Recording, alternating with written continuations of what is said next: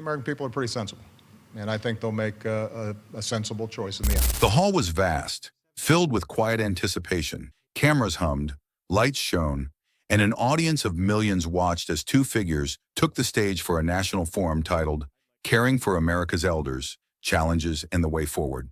On one side sat former President Barack Obama, calm, thoughtful, and commanding respect through quiet authority. I have no more campaigns to run. My only agenda, I know because I won both of them. On the other, Ivanka Trump, confident, polished, and composed, representing her father's administration with poise. I hope time will prove that I have done a good job, and much more importantly, that my father's administration is the success that I know it will be. People weren't here for small talk. They were here for a clash of worlds. The moderator began by asking Ivanka about the government's role in supporting senior citizens. She smiled, perfectly rehearsed, and spoke of empowering families, encouraging local communities, and strengthening the economy. My father has a sense of fairness that touches every conviction he's held. I've worked alongside of him for more than a decade now at the Trump Organization, and I've seen how he operates as a leader, making important decisions that shape careers and that change lives. Her words were clean and careful, touching all the right notes, but they felt distant, almost sterile.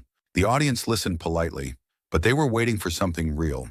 When Obama's turn came, he didn't rush to speak. He took a quiet moment before saying, Ivanka made some good points about families and communities, but when a senior has to choose between buying food or medicine, something's wrong. We handled that as well as any environmental crisis has been handled. Ebola, remember that? Obviously, it's still a serious problem, and we've got to get down to zero, but that was probably one of the most effective international public health responses in history, and that was led by us. His voice was calm but powerful. That's not just about family values, it's about national values. The room shifted. His tone wasn't political, it was human. He spoke about empathy, about the nation's elders being forgotten after a lifetime of work. Leadership isn't just about what happens inside our homes, he said. It's about how we treat those who have no one left at their dinner table. But my main message is to the parents of Trayvon Martin. If I had a son, he'd look like Trayvon. The audience leaned in. Obama's words flowed like a conversation, painting vivid pictures. A retired bus driver choosing between rent and heart medication, a veteran struggling to afford housing. They're not asking for handouts, he said. They're asking not to be invisible. The silence that followed was deeper than applause. Then softly he added, if leadership doesn't care for those who can no longer fight for themselves, then it's not leadership. It's just power pretending to have a heart. Facts, evidence, reason, logic. These are good things. These are qualities you want in people making policy.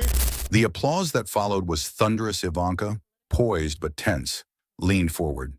Let's be honest, she began sharply. These problems didn't start yesterday. They came from years of weak leadership, including your time in office. Mr. Obama, costs rose, programs failed, and people were left behind. My father is fixing the mess others left behind. I don't know that the critics who may say that of me, if they found themselves in this very unique and unprecedented situation that I am now in, would do any differently than I'm doing. So I hope to make a positive impact. I don't know what it means to be complicit. Her words drew murmurs, some approving, some uneasy. So forgive me, she continued, if I find it hard to believe that the man who helped cause the problem now has all the answers. Obama didn't flinch. Ivanka, he said gently, when you blame others without context, you miss what leadership is about. It's never one person. It's about choices we make together. And blaming doesn't solve problems. Listening does. His tone stayed steady, but his words carried quiet strength. Throughout my entire life, I have witnessed his empathy and generosity towards others, especially those who are suffering. It is just his way of being in your corner when you're down. My father not only has the strength and ability necessary to be our next president, but also the kindness and compassion that will enable him to be the leader that this country needs.